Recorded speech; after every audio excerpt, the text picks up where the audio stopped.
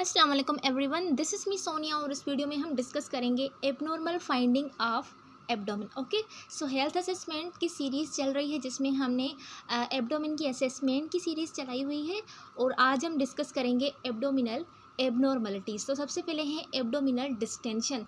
Now distension का मतलब है एब्डोमेन डिस्टेंड हो जाए।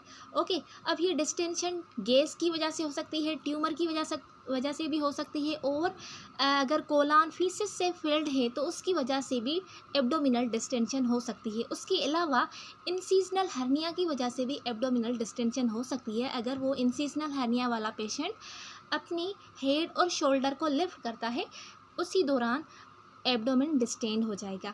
सो ये डायग्राम है, फर्स्ट वाला डायग्राम है गैस एब्डोमिनल डिस्टेंशन का, सेकंड वाला है इंसीजनल हर्निया की वजह से जो डिस्टेंशन है और थर्ड है ट्यूमर की वजह से जो एब्डोमिनल डिस्टेंशन है।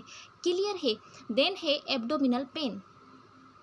नाउ एब्डोमिनल पेन जो होता है वो इंडिकेट करता है अल्सर्स को, इंटेस्टाइनल ऑब्स्ट्रक्शन को, अपेंडिसाइटिस यानी इन्फ्लामेशन ऑफ अपेंडिक्स, कोलिसिस्टाइटिस यानी inflammation of gall bladder, peritonitis यानी इन्फ्लामेशन ऑफ पेरिटोनियम कैविटी और अदर इन्फ्लामेटरी डिसऑर्डर्स को ये इंडिकेट करती है, पेन इंडिकेट करता है। ओके, अगर आपको पता होगा कि कौन सी एरिया में पेन कौन से काज की वजह से हो सकता है तो आप इजीली उस पेशेंट को असेस कर पाएंगे।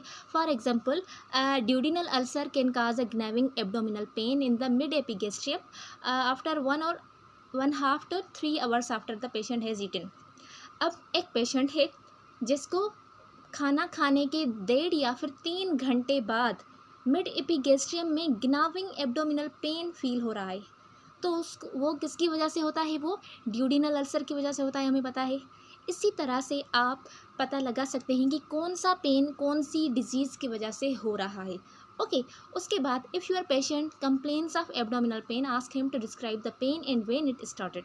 अगर आपसे आपका पेशेंट कंप्लेन कर रहा है एब्डोमिनल पेन की तो आप उससे पूछेंगे कि आप अपने पेन को डिस्क्राइब करें, मसलन कब हुआ था, कितनी देर तक हुआ था और उसका कैरेक्टर क्या था, बहुत ज़्यादा था या डल था। तो इस तरह से आप उसको बोलेंगे कि अपने पेन को डिस्क्राइब करें कि कब स्टार्ट हुआ था। As shown in this table, इस टेबल से को देखकर आप पता लगा सकते हैं। सो टेबल में है सबसे पहले टाइप्स ऑफ एब्डोमिनल पेन के टाइप्स हैं, उसके बाद उनके पॉसिबल काजेज़ जो हैं वो हैं। तो सबसे पहले जो है वो है बर्निंग पेन एब्डोमेन में किसकी वजह से हो सकता है? या तो पेप्टिक अल्सर की वजह से हो सकता है या फिर गैस्ट्रोइसोफेगल रिफ्लक्स डिजीज़ की वजह से हो सकता है। पेप्टिक अल्सर में क्या होता है? सिंपली जो स्टमक और ड्यूडिनम की लाइनिंग होती है वो डैमेज हो जाती है, जिसकी वजह से अगर ज़्यादा हाइड्रोक्लोरिक एसिड वापस अपनी स्टमक लाइनिंग को लगता है तो बर्निंग पेन फील होता है। इसी तरह से गैस्ट्रोइसोफेगल रिफ्लक्स में जो हाइड्रोक्लोरिक एसिड है वो ईसोफेगस में आ जाता है, जिसकी वजह से वो इरिटेट करता है लाइनिंग ऑफ ईसोफेगस को। दैट्स वाई द पेशेंट में फील बर्निंग पेन। देन है क्रैम्पिंग। नाउ क्रैम्पिंग जो पेन है वो बायलरी कोलिक की वजह से हो सकता है, इरिटेबल बावल सिंड्रोम की वजह से हो सकता है, जैसे डायरिया की वजह से हो सकता है, कॉन्स्टिपेशन और फ्लैटुलेंस, इन सारी कंडीशन की वजह से क्रैम्पिंग वाला पेन हो सकता है।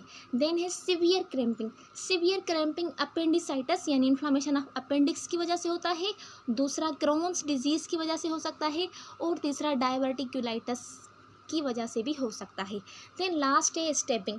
अब स्टेबिंग पेन जो है वो मोस्टली पेनक्रियाटाइटिस वाले पेशेंट में होता है और उसके अलावा कोलिसिस्टाइटिस यानी इसमें इन्फ्लामेशन ऑफ गॉल ब्लैडर होती है। तो अगर इन ये दोनों कंडीशन है तो उसमें पेशेंट को स्टेबिंग पेन फील होगा। क्लियर है? देन है एब्डोमिनल पेन की ओरिजिन्स। ओके, कहाँ से वो स्टार्ट हो रहा है और कहाँ तक वो रेफर्ड होकर जा रहा है। तो सबसे पहले जो अफेक्टेड ऑर्गन है वो है स्टमक अफेक्टेड है तो उसका जो वाइसरल पेन है वो मिड एपिगेस्ट्रियम में होगा, क्योंकि स्टमक कहाँ पर प्रेजेंट होता है? मिड एपिगेस्ट्रियम में प्रेजेंट होता है। दैट्स वाई उसका जो वाइसरल पेन है वो मिड एपिगेस्ट्रियम में प्रेजेंट होगा। उसके बाद जो उसका पेराइटल पेन है वो मिड एपिगेस्ट्रियम से होता हुआ लेफ्ट अपर क्वाड्रेंट यानी इस एरिया में पूरी में होगा। Then referred pain. Now referred pain वो होता है जो एक जगह से दूसरी जगह चला जाए, रेफर्ड होकर जाए, उसको हम रेफर्ड पेन बोलते हैं। तो इसमें जो रेफर्ड पेन होगा वो शोल्डर में होगा। क्लियर है? देन है स्मॉल इंटेस्टाइन अफेक्टेड है तो वहाँ पर वाइसरल पेन फील होगा पेरी अम्बलाइकल एरिया, यानी अराउंड द अम्बलाइकल, उस एरिया में पेन फील होगा। Then parietal pain over affected वाली साइड पर होगा, जहाँ पर ज़्यादा अफेक्टेड है वो साइड, उसी साइड पर होगा। ओके, और उसके अलावा जो रेफर्ड पेन है वो मोस्टली मिड बैक में होता है, लेकिन ये रेयर है। क्लियर है। देन है अपेंडिक्स, अगर अपेंडिक्स अफेक्टेड है तो उसमें भी पेरी अम्बलाइकल एरिया में पेन होगा वाइसरल। देन पैराइटल पेन जो है वो राइट लोअर क्वाड्रेंट में होगा। ओके, पूरे राइट लोअर क्वाड्रेंट में पेन होगा। देन ये जो रेफर्ड इसका पेन होगा वो भी राइट लोअर क्वाड्रेंट में ही होगा। देन अगर प्रोक्सिमल कोलोन अफेक्टेड है तो उसकी वजह से जो वाइसरल पेन है वो पेरी अम्बलाइकल एरिया और उसके अलावा right flank of ascending colon में होगा। देन जो पैराइटल साइड है पेन है तो उसमें जो एरिया ज़्यादा ओवर अफेक्टेड है तो वहाँ पर पेन होगा, और जो रेफर्ड पेन है वो राइट लोअर क्वाड्रेंट या फिर बैक में, ये रेयर होता है। क्लियर है।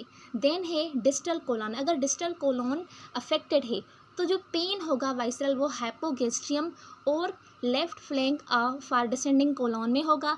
उसके अलावा जो पैराइटल पेन है वो सेम जो एरिया ज़्यादा ओवर अफेक्टेड है वहाँ पर होगा, और उसका जो रेफर्ड पेन है वो लेफ्ट लोअर क्वाड्रेंट या फिर बैक में, ये भी सेम रेयर है। ओके, देन है गॉल ब्लैडर, अगर गॉल ब्लैडर जो है वो अफेक्टेड है तो उसकी वजह से उसका वाइसरल पेन जो होगा वो मिड एपिगैस्ट्रियम में होगा, और इसका parietal pain right upper quadrant में होगा, क्योंकि हमें पता है जो गॉल ब्लैडर है वो कहाँ पर प्रेजेंट है, राइट अपर क्वाड्रेंट पे, तो उस एरिया में पेन होगा पेराइटल। देन इसका जो रेफर्ड पेन है वो राइट सब स्केप्युलर एरिया में चला जाएगा, वहाँ पर पेन फेल होगा गॉल ब्लैडर अगर अफेक्टेड है तो।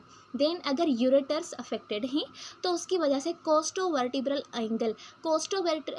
एंगल पीछे से हम इमेजिनरी लाइंस बनाते हैं, उसको हम कोस्टोवर्टिब्रल एंगल बोलते हैं, जो कि एग्जैक्टली पीछे होती है किडनीज के थोड़े नीचे, इसी एरिया में होती है, तो उस एरिया में पेन होगा पहले तो। देन जो एरिया ज़्यादा अफेक्टेड है तो पेराइटल पेन उसमें होगा, और रेफर्ड पेन जो होगा वो मेन में स्कोटम में हो सकता है, और वुमेन में ये लेबिया में हो सकता है, लेकिन ये मोस्ट इतना कॉमन नहीं है, ये रेयर है। देन अगर पेनक्रियाज अफेक्टेड है तो पेनक्रियाज अफेक्टेड होगा तो जो पेन होगा वो मोस्टली मिड एपिगैस्ट्रियम में होगा, क्योंकि just below the stomach pancreas present होता है। ओके, तो मिड एपिगैस्ट्रियम और उसके अलावा लेफ्ट अपर क्वाड्रेंट, क्योंकि पेनक्रियाज कौन से क्वाड्रेंट में प्रेजेंट है, लेफ्ट अपर क्वाड्रेंट में आ जाती है, इसीलिए पेन भी लेफ्ट अपर क्वाड्रेंट में होगा। देन उसका जो पेराइटल पेन है वो भी सेम एरिया में होगा, mid epigastrium and left upper quadrant, और उसका जो रेफर्ड पेन है वो बैक में भी जाएगा प्लस में लेफ्ट शोल्डर में भी जाएगा, क्योंकि पेनक्रिया लेफ्ट अपर क्वाड्रेंट में प्रेजेंट है तो उसकी वजह से जो पेन होगा वो भी लेफ्ट शोल्डर में होगा। देन लास्ट है ovaries, fallopian tubes and uterus, अगर ये अफेक्टेड हैं तो उसकी वजह से जो पेन है वो हाइपोगैस्ट्रियम ग्रोइन वाली एरिया पर प्रेजेंट होगा। ग्रोइन यानी जो रिप्रोडक्टिव ऑर्गन्स होते हैं उनको हम बोलते हैं, तो ये पेन हाइपोगैस्ट्रियम और ग्रोइन वाली एरिया में होगा, ना कि इलियक वाली एरिया में। ओके, और इसकी जो पेराइटल पेन है वो ओवर अफेक्टेड साइड पर होगा, और इसका जो रेफर्ड पेन है वो इनर थाई में होगा। क्लियर है। तो ये सारे टाइप्स ऑफ पेन थे, उनकी ओरिजिन थी। ओके, सो इस बॉक्स को भी पढ़ लेते हैं। तो ये क्या बोल रहा है, She says after you assess the location of patient, use this chart to get an idea of most likely source of pain. अगर आपने असेस कर लिया है कि पेशेंट की पेन की लोकेशन कहाँ पर है, उसके बाद आप इस चार्ट को यूज़ करके ये पता लगा सकते हैं कि कौन सा इसका मोस्ट सूटेबल काज है। क्लियर है। देन लास्ट में आपने डॉक्यूमेंट करना होता है उस एब्डोमिनल पेन को। तो किस तरह से आप डॉक्यूमेंट करेंगे एब्डोमिनल पेन को। So a patient admitted to emergency department at 133 CO burning left upper quadrant abdominal pain. इसमें क्या है कि एक पेशेंट है जो इमरजेंसी डिपार्टमेंट में एडमिट हुआ है, और उसका जो मसला है वो क्या है, लेफ्ट अपर क्वाड्रेंट में एब्डोमिनल पेन है बर्निंग की वजह से।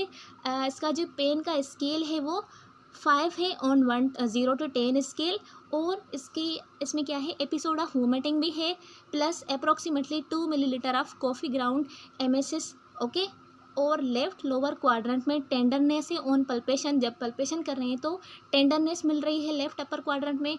और उसके अलावा no distention, no abdominal bruit, bowel sounds heard in all quadrants. Okay, skin cool है और ड्राई है, कलर पेल है, lips and nail are pink है, ब्रेड पिंक से।